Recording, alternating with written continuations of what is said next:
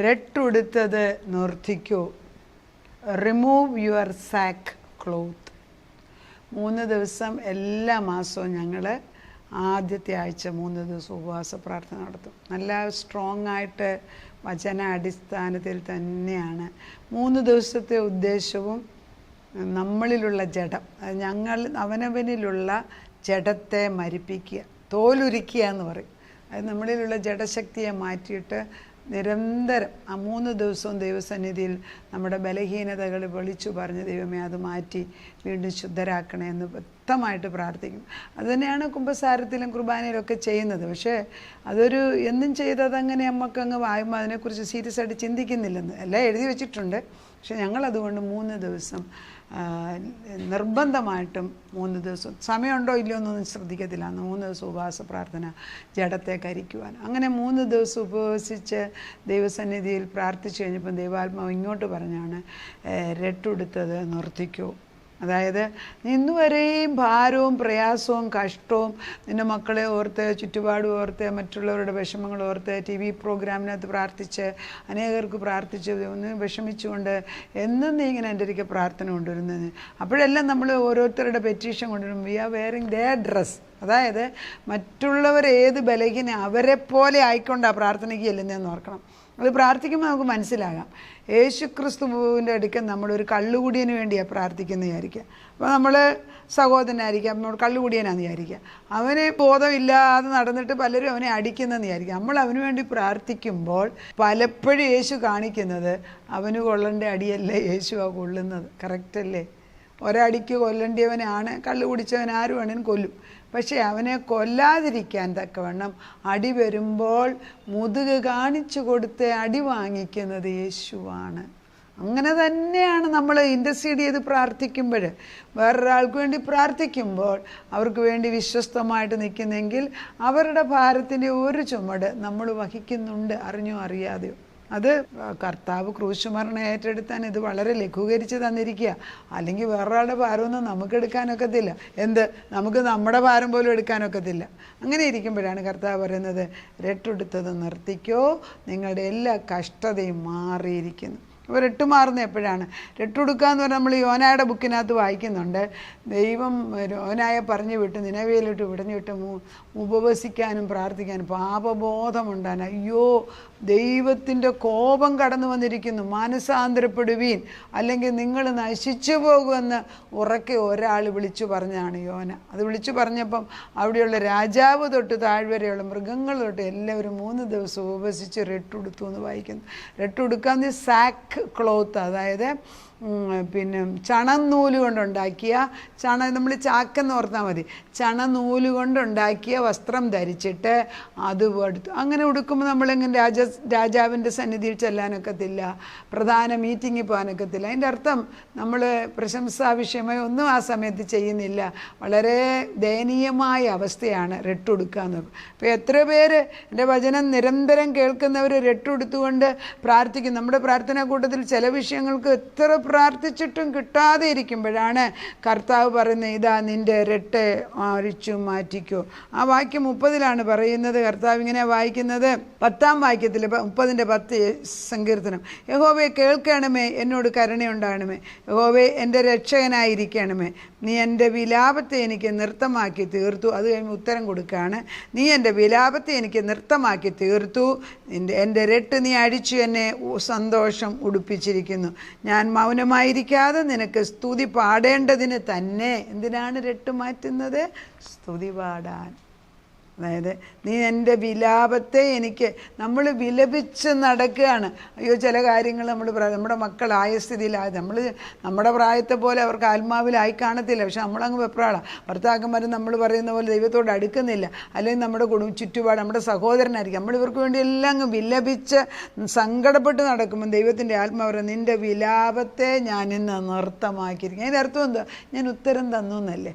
നിൻ്റെ രട്ട് മാറ്റി, ഞാൻ നിന്നെ ഉത്സവ വസ്ത്രം ധരിപ്പിക്കുകയാണ്. അപ്പോൾ രട്ടുമാറ്റി ഉത്സവ വസ്ത്രം ധരിപ്പിക്കുന്നതിൻ്റെ ഉദ്ദേശം എന്താണെന്ന് വെച്ചാൽ ചുമ്മാ നിനക്ക് ഇഷ്ടം പോലെ ജീവിക്കാനല്ല, ദൈവത്തെ സ്തുതിക്കാൻ വേണ്ടിയാണ്. ഞാൻ മൗനമായിരിക്കാതെ നിനക്ക് സ്തുതി പാടേണ്ടതിന് തന്നെ എൻ്റെ ദൈവമായ യഹോവേ ഞാൻ എന്നേക്കും നിനക്ക് സ്തോത്രം ചെയ്യും. സക്രിയയുടെ ബുക്കിനകത്ത് ഇതുപോലെ തന്നെ എഴുതി വെച്ചിട്ടുണ്ട്. സക്രിയയ്ക്കകത്ത് സക്കറിയ ദൈവത്തിൻ്റെ മുമ്പിൽ വന്ന് നിൽക്കുന്ന ഒരു ഭാഗമുണ്ട്. നമുക്കത് വായിച്ച് നോക്കാം. സക്രിയയുടെ 3-ാം അധ്യായത്തിലാണ് ഈ അനന്തരം ഈ വായിക്കാം 3:1. അനന്തരം അവർ എനിക്ക് ഇത് മഹാപുരോഹിതൻ തന്നെയാണ്. അനന്തരം അവൻ എനിക്ക് മഹാപുരോഹിതനായ യോശുവ യഹോവയുടെ ദൂതൻ്റെ മുമ്പിൽ നിൽക്കുന്നതും സാത്താൻ അവനെ കുറ്റം ചുമത്താൻ അവൻ്റെ വലതുഭാഗത്ത് നിൽക്കുന്നതും കാണിച്ചു തന്നു. യോശുവ ദൈവത്തിൻ്റെ മഹാപുരോഹിതന് എവിടെയായിപ്പം നിൽക്കുന്നത്? യഹോവയുടെ ദൂതൻ്റെ മുൻപിൽ നിൽക്കുന്നതും സാത്താനും അവിടെ വന്ന് നിൽപ്പുണ്ട്. ഇതാണ് ഒരാൾ 2 സൈഡും കേൾക്കണം എന്ന് പറയുന്നത് കറക്റ്റാണ്. സാത്താനും ഇവിടെ വന്ന് കുറ്റം ചുമത്താൻ വലതുഭാഗത്ത് നിൽക്കുന്നതാണ്. യഹോവ സാത്താനോട്, ആരാണ്? ജോഷുവ ഒന്നും പറഞ്ഞില്ല.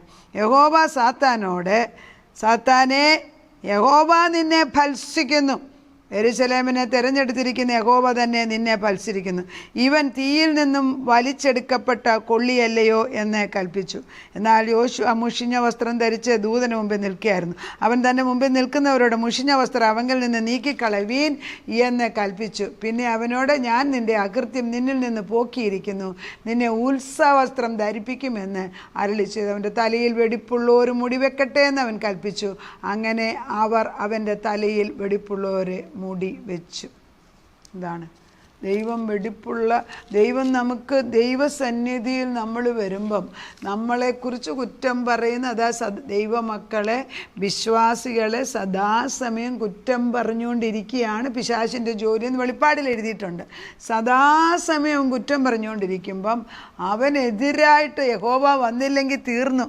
നമ്മുടെ കുറ്റം അത്ര വലുതാണെങ്കിൽ യഹോവ വന്ന് നിലത്തിട്ട് യഹോവ ജോഷുവയുടെ വസ്ത്രം മുഷിഞ്ഞെന്ന് പറയുമ്പോൾ അവൻ്റെ പ്രവൃത്തികൾ ദൈവത്തിന് യോഗ്യമുള്ള വിശുദ്ധമല്ലായിരുന്നായിരിക്കും. എവിടെയെങ്കിലും ചെയ്തപ്പം തെറ്റുപറ്റി കാണണം.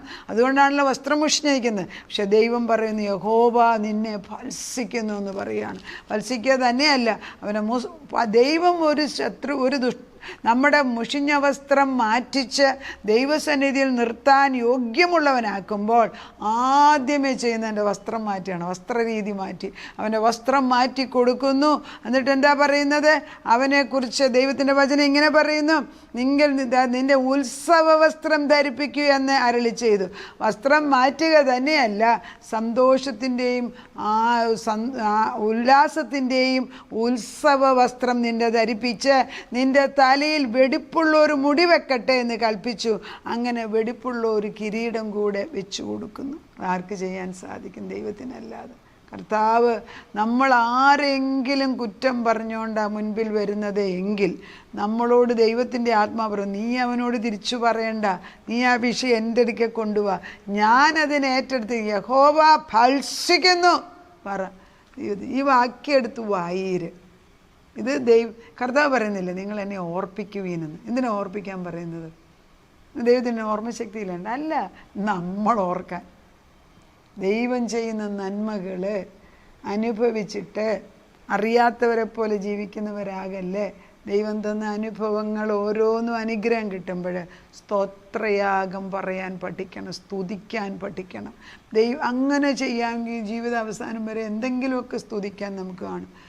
എണ്ണി പറയുവാൻ എന്തുമാത്രം നന്മ ദിനം പ്രതി ചെയ്യുന്നു. അല്ല, നമ്മളെ ഈ ലോകത്തിൽ ഈ ശത്രുവിൻ്റെ മുമ്പിൽ ജീവനോട് നിർത്തുന്നത് തന്നെ പോരെ ഉത്സവത്തിന്. കർത്താവിൻ്റെ ശരിയാ, ജീവിതത്തിൽ ഭാരം ഇല്ലെന്നല്ല, ഭാരങ്ങൾ തരുന്നതുകൊണ്ടാണ് നമ്മൾ ദൈവത്തിൻ്റെയൊക്കെ അടുക്കുന്നതെന്ന് ഓർക്കണം. അപ്പം ചിലരുടെ ജീവിതത്തിൽ നമ്മൾ പ്രാർത്ഥിക്കുമ്പോഴുണ്ടല്ലോ ഈ മഞ്ഞുറഞ്ഞ പോലത്തെ അവസ്ഥയും. മഞ്ഞുറഞ്ഞ എന്ന് പറഞ്ഞാൽ ഈ സ്നോയെ, ഇപ്പം നമ്മൾ ഇംഗ്ലണ്ടിൽ, ജർമ്മനി ആ സ്ഥലങ്ങളിലൊക്കെ പോകുമ്പോൾ ഇപ്പം മഴ പെയ്യും, ഇപ്പം ഈ സ്നോ പെയ്യുമ്പോൾ അത് വളരെ സോഫ്റ്റാണ്. നമ്മുടെ ദേഹത്ത് വന്ന് വേണം നല്ല പഞ്ഞി വന്ന് വീഴുന്ന പോലെ തോന്നിക്കും.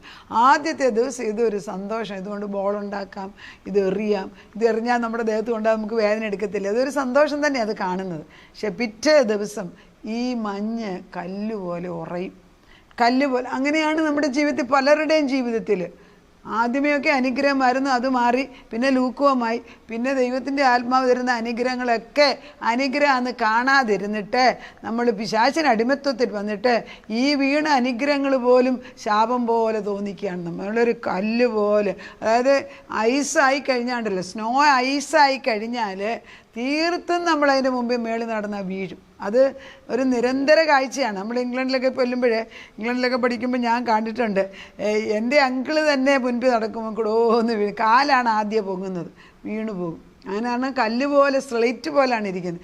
അങ്ങനെയുള്ള ഹൃദയം നമ്മുടെ ഹൃദയത്തിലുണ്ട്. കാരണം ദൈവം പറയുന്നത് സത്യത്തിൻ്റെ ആത്മാവ് വിശ്വസിക്കാതെ പിശാചിൻ്റെ നുണ കേട്ട് കേട്ട് വലിയൊരു പാറ പോലെ ആയിരിക്കുന്നത് കർത്താവ് ഇങ്ങോട്ട് വന്നിട്ട് തൻ്റെ തീയിറക്കി അതിനെ തോ ചെയ്യാന്ന് പറയും.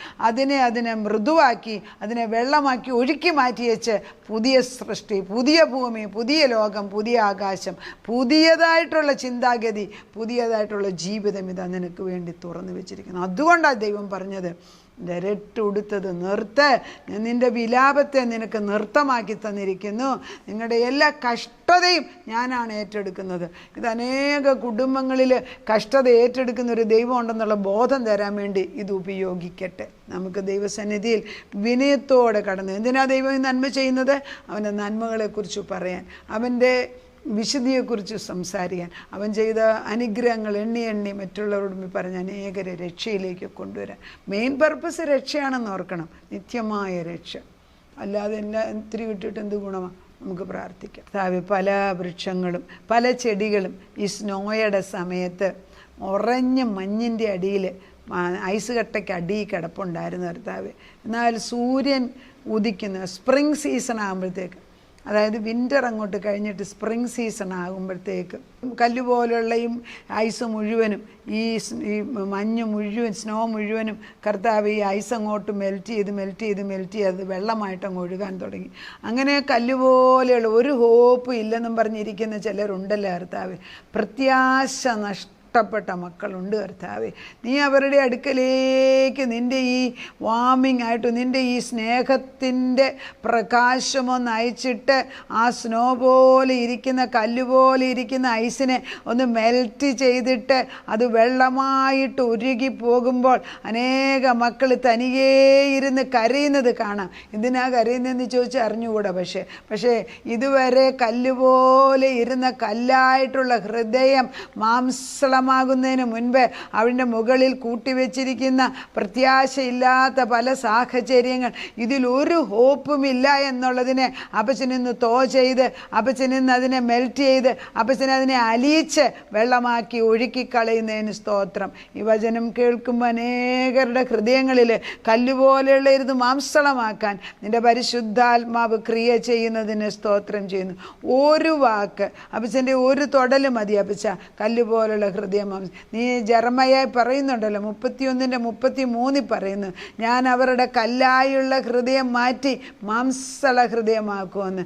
ഞാൻ അവരെ ഉപദേശിക്കുന്നു, എൻ്റെ ന്യായപ്രമാണം ഞാൻ അവരുടെ ഉള്ളിലാക്കി ഞാൻ അവരെ ഉപദേശിക്കുമെന്ന്. ചെയ്താട്ടോ അപ്പച്ച, പൂർണ്ണമായിട്ടും ചെയ്യേണ്ടത് നീ തന്നെ. അതുകൊണ്ട് ഞങ്ങൾ നിന്നെ സ്തുതിക്കുന്നു, രട്ടുമാറ്റി നിന്നെ സ്തുതിക്കുന്നു. സ്തോത്രം. മെറിയാം തപ്പെടുത്ത് ഡാൻസ് ചെയ്ത പോലെ നിൻ്റെ മുമ്പിൽ വന്ന് സന്തോഷിക്കുന്നു.